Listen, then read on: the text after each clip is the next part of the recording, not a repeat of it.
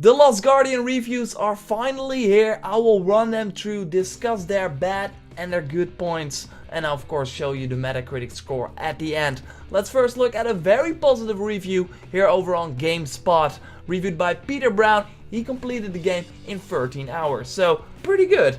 Okay, let's look at the good points here from Peter Brown. He says that the game has incredible animation, subtle puzzles that teach you to be observant. Of course, you move like with the nameless boy, and you of course have to do things where Trico the beast will come towards you. You have to figure stuff out together. You have to escape this ruin, this cave. Breathtaking level design, so the caves and the ruins that you discover are very good. Packed with tense and heartfelt moments. Of course, the beast is like Trico is. Man, he looks so awesome. And of course, from the trailers, from everything we saw, we already saw these heartfelt moments. Portrays an unforgettable relationship between Trico and the nameless boy. Some bad things, and one thing we will see, like in many reviews, basic button prompt persists to the end, so the controls are not that good.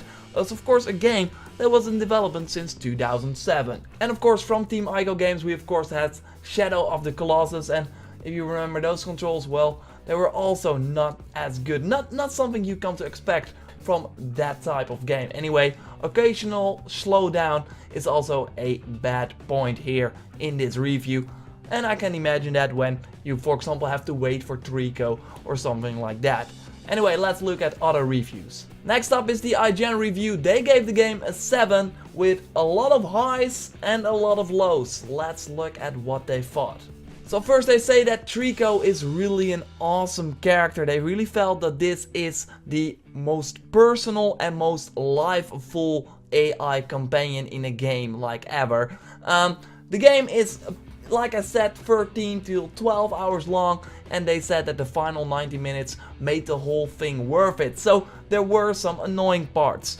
One of those things were the controls, like the GameSpot review also mentioned, especially the poor camera. That didn't help as well. So the outdoor areas in The Last Guardian are really awesome, but when you go inside, the graphics are not that good, but also the camera just doesn't move really well. It's rare to even have to think about the camera in a third-person game in 2016. That's what the review wrote.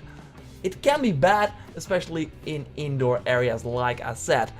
Also, some other things that he didn't like. Countless times where I had mentally solved a puzzle and knew exactly what to do, only to find Trico subordinately refused to go to the spot I needed him to go to. So that's also like, you can't control Trico, so to have him not listen to what you say can be super annoying. I can totally see that. The Polygon review mentions kind of the same points, even the waiting game, like what I said with that you have to wait for Trico to get to a point. They even describe it as putting down your controller for 5 till 10 minutes, move away, come back and see that Trico finally went to the point that you want him to.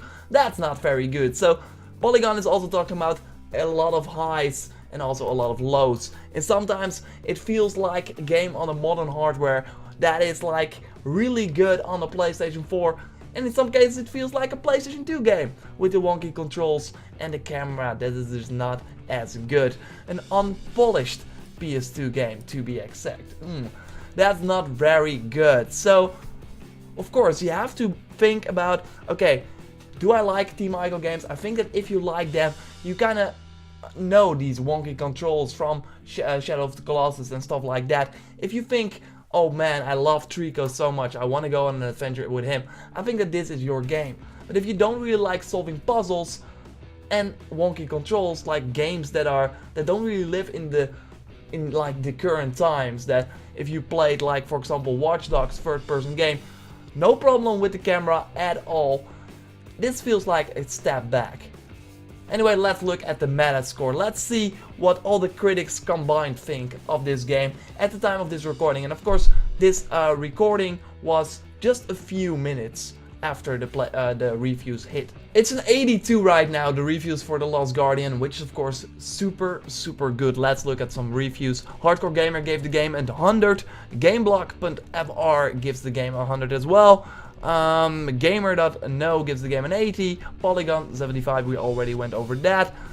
There are still some reviews missing here, of course, but right now it sits at an 82, which of course super good for a game.